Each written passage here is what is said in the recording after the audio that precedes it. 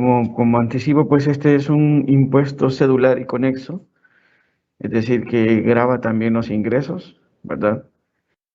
Provenientes de un obligado tributario durante un periodo fiscal, ¿verdad? Y mediante el decreto 17/2010 es que se crea esta contribución especial del sector educativo. El objetivo o los objetivos que tenemos para el día de hoy, pues es conocer la base jurídica de la contribución especial sobre excedentes de operaciones de los centros de enseñanza privados, definir los sujetos pasivos de esta contribución especial sobre los excedentes de operación de los centros educativos e incrementar los conocimientos tributarios de los ciudadanos para fortalecer el cumplimiento voluntario de sus obligaciones y la promoción de la cultura cívico-tributaria. Pues como les comentaba, la creación de esta contribución pues surge mediante el decreto 17/2010, específicamente en su artículo 6. La ley de fortalecimiento de ingresos y equidad y la racionalización del gasto público, pues debido a la crisis que se vivía en el 2008, la crisis financiera, luego la crisis política que se vivió en el 2009, el decreto 17/2010 pues buscaba el incremento para hacer frente al gasto público que tenía Honduras. Y es por eso que se crea la contribución especial anual del 10% sobre los excedentes de operación que obtengan, dice, las universidades privadas, escuelas e institutos de enseñanza preescolar, primaria y media, ya sea en forma directa o por conducto de organizaciones no gubernamentales que las operan. Entonces, si bien es cierto, las instituciones privadas pagan el 25%, o sea, están regidas por el artículo 22 de la Ley de Impuestos sobre la Renta. Habían algunas instituciones que por encontrarse exentas por el artículo 7 no pagan impuestos sobre la renta, y el espíritu de la legisladora en aquel momento pues era gravar estas instituciones que no, por tener un RTN exento no pagaba. Entonces por lo menos dice van a pagar por la actividad económica de la enseñanza. Muy bien, luego pues previo a esto en el decreto creo que sale en abril, creo que sale este 17/2010, y luego pues en agosto se crea el reglamento que amplía un poco más algo de esta contribución, y dice que se establece el acuerdo es el acuerdo 1121/2010 y el reglamento de fortalecimiento de los ingresos, equidad social y racionalización del gasto público. Y el mismo enumera que se establece una contribución especial anual del 10% sobre los excedentes de operación que obtengan las universidades, escuelas e institutos de enseñanza preescolar, primario y medio privados y que no estén reguladas de conformidad con el artículo 22 de la Ley de Impuestos sobre la Renta. Entonces, es lo que les explicaba. Los centros de enseñanza privados son o están grabados con el impuesto sobre la renta, pero hay algunos que son constituidos por organizaciones no gubernamentales y sin fines de lucro, ¿verdad? Entonces, estas estarían, de acuerdo al artículo 7 de la Ley de Impuestos sobre la Renta, exentas. Sin embargo, al crear esta contribución, tomaría pues el 10% de los excedentes, y más adelante pues vamos a hablar de ellos, ¿verdad? De los que obtengan en un periodo fiscal. Por excedente de operación, así lo dice el artículo 14 del reglamento, se entiende el resultado derivado de la diferencia anual entre los ingresos ordinarios propios del giro específico de la institución y demás ingresos accesorios y conexos. Al hablar de estos ingresos accesorios y conexos, pues se está hablando de la actividad educativa, excluyendo los extraordinarios. Recordemos que muchas de estas organizaciones para las cuales se crea esta contribución son ONG sin fines de lucro. Entonces, esos ingresos extraordinarios hacen referencia a estos ingresos que obtiene la ONG que no tienen que ver con la actividad educativa. Y los gastos incurridos por obtención de estos ingresos. Los gastos incurridos para obtener esos ingresos son también los que considera el artículo 11 de la Ley de Impuestos sobre la Renta. Y también nos menciona que para cálculo de los gastos mencionados en la diapositiva anterior, las instituciones deberán seguir lo dispuesto en el artículo 11, ¿verdad? Que habla de los gastos necesarios para producir renta. A estos se les da pues el estatus de gastos deducibles del impuesto sobre la renta. Todo aquel gasto que sea necesario para producir renta se considera un gasto deducible. También que sea dentro del periodo contributivo, ¿verdad? Se considerará como gasto deducible que ha sido pagado e incurrido. Y el artículo 12 de la Ley de Impuestos sobre la Renta, pues, menciona tácitamente aquellos gastos que no son deducibles de la renta, pues, para recordar, son gastos por daños donde ya se haya agotado la vida útil del activo, las inversiones, los gastos personales del contribuyente y de su familia, algunos ingresos, algunos obsequios y regalos que tengan los socios, ¿verdad? Algunas pérdidas de capital, todo esto se consideran gastos no deducibles. Y también se consideran también como gastos deducibles las cantidades destinadas por el sujeto pasivo a programas de becas para estudiantes de escasos recursos y ayudas a escuelas e institutos públicos. Muchas preguntas que surgen: ¿cómo voy a sustentar o documentar estas becas para estudiantes de escasos recursos? Ya que estos pues no le van a entregar a usted un documento fiscal autorizado, pero pues analizando la situación podemos determinar que tendría que comprobar que a este estudiante se le está otorgando la educación de manera gratuita. Entonces, para comprobar esto, pueden servir las notas o los certificados de calificaciones, también los listados de asistencia y cómo va comprobando que este alumno va también cursando académicamente de un grado a otro.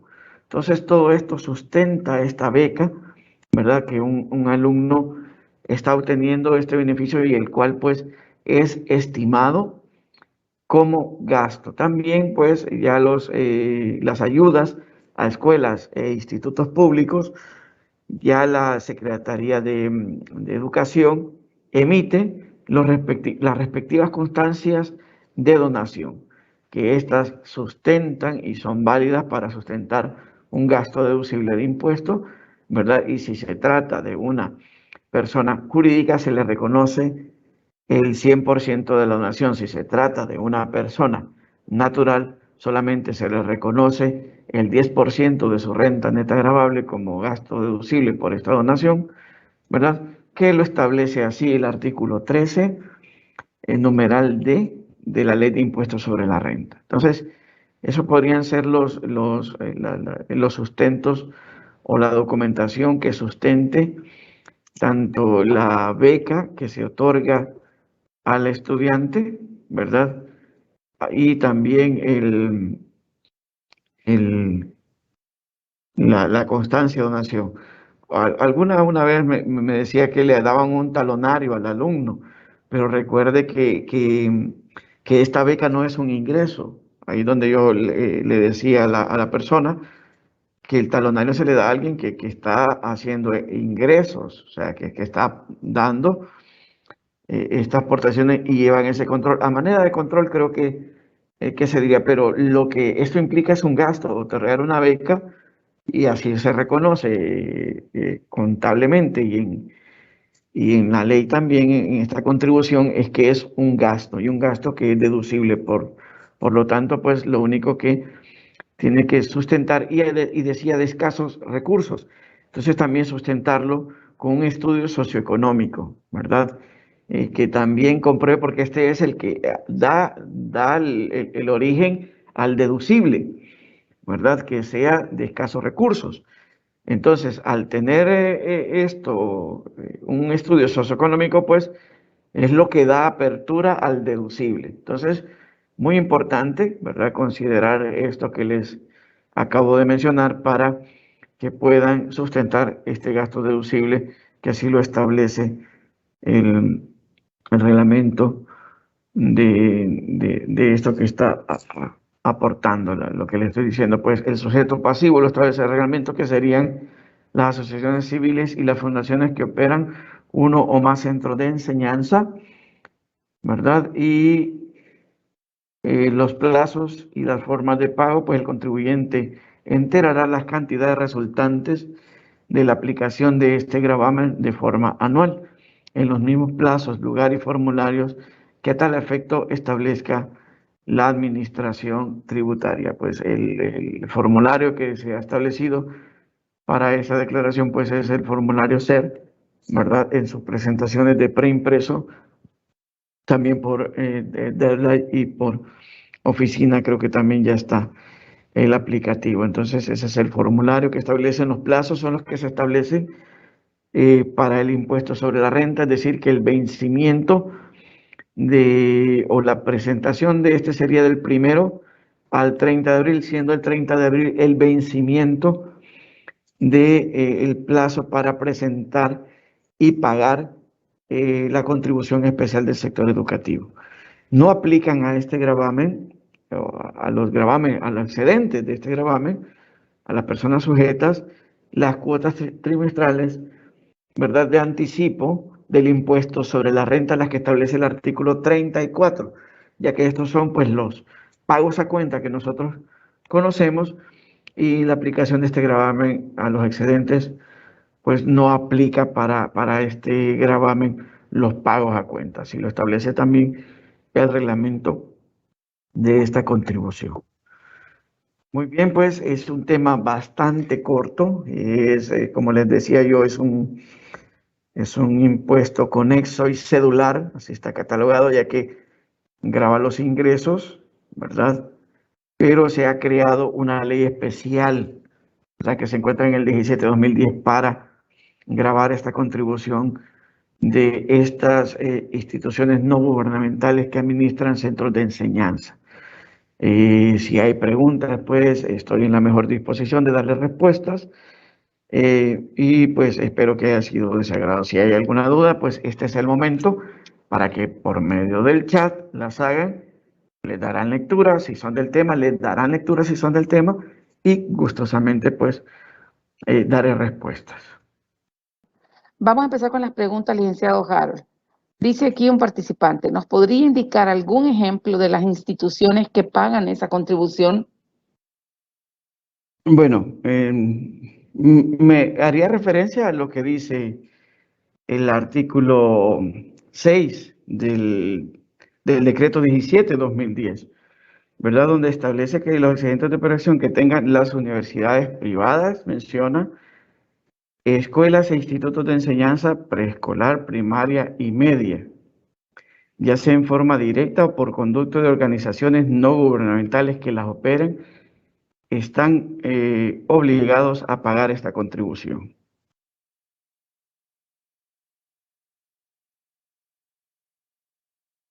Las que no estén en eso, pues pagarían el impuesto sobre la renta, ¿verdad? Se irían, y si son, ya dependería, estas ya se irían, las que no cumplan con estas condiciones bueno, y lo establece un poco más específico el reglamento que dice las que no estén las que no estén reguladas de conformidad con el artículo 22. Entonces, estas son las que están obligadas a pagar esta contribución. Esta contribución, generalmente, pues creo que tendrían de finanzas alguna resolución, o las que establece pues el artículo 7 también del impuesto sobre la renta, como exentas. La otra pregunta que aparece dice, ¿podría repetir, por favor, cuáles son los gastos deducibles de renta? Muy bien, los establece el artículo 11 de la Ley de Impuestos sobre la Renta y menciona un montón, pero el espíritu de los gastos deducibles son aquellos gastos necesarios para producir renta. Y entonces así comienza el artículo 11 y comienza a decir sueldos razonables, publicidad, gastos ordinarios y necesarios para producir renta, materiales. Luego menciona las cuotas de las primas de seguro para los bienes fuente de renta. Menciona también los daños ocurridos a los bienes fuente de renta. Y menciona algunos impuestos y contribuciones como deducibles. Menciona también una amortización para cuentas incobrables, así como amortizaciones para edificaciones nuevas, para habitaciones de los empleados, para mejorar las condiciones culturales e higiénicas también de los empleados.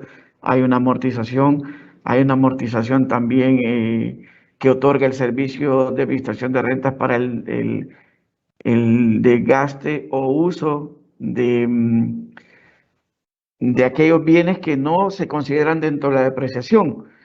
Y también vemos los gastos de representación, las bonificaciones también se vuelven deducibles del impuesto sobre la renta, las aportaciones a fondos de pensión donde la empresa no reciba ni directa ni indirectamente beneficios económicos, pero el espíritu realmente que tienen todos estos incisos que le acabo de mencionar del artículo 11 son pues que sean gastos necesarios para producir la renta y que sean pues dentro del periodo fiscal el que está declarando y que sean pagados, devengados o incurridos.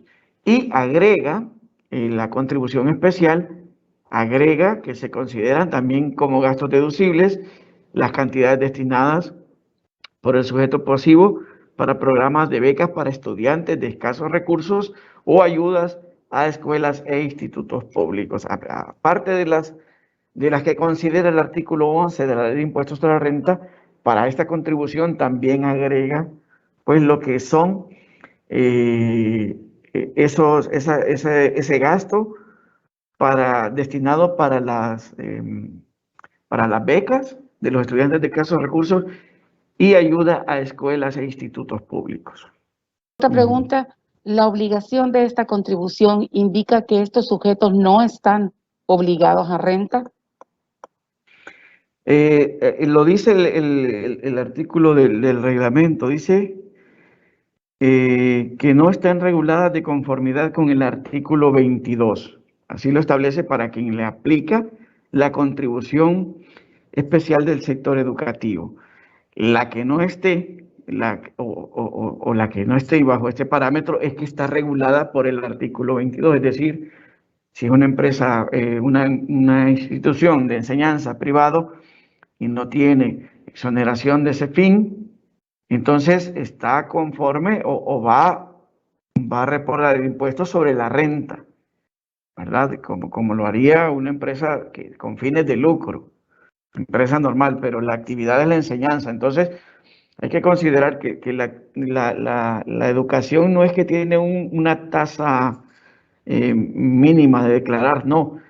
Están regidas por el artículo 22 del impuesto sobre la renta, como toda entidad con fines de lucro. Pero ya hay entidades que están sin fines de lucro y tienen una exoneración de ese fin, entonces se les otorga esto y ellos pagarán esta contribución especial del sector educativo.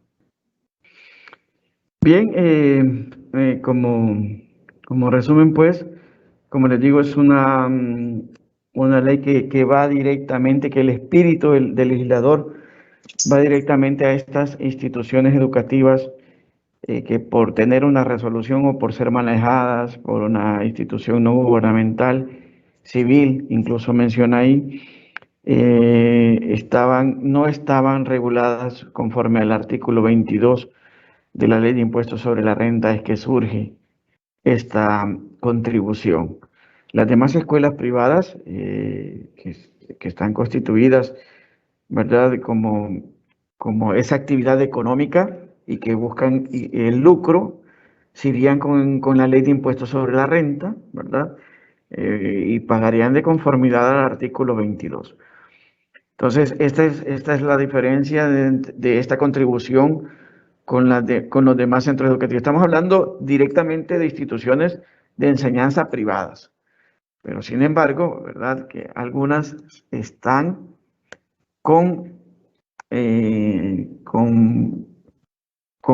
organizaciones no gubernamentales y algunas sin fines de lucro. Y creo que el espíritu del legislador fue al momento pues, de crear este decreto, que se creó esta contribución mediante el decreto 17/2010 y luego el reglamento. Entonces, eso es lo que atañe y la diferencia entre las que van con el artículo 22 del impuesto sobre la renta y las que no, pues, y que sean de enseñanza privada, sería con esta contribución por excedentes, ¿verdad? Y lo dice claramente, por excedentes de los centros de enseñanza.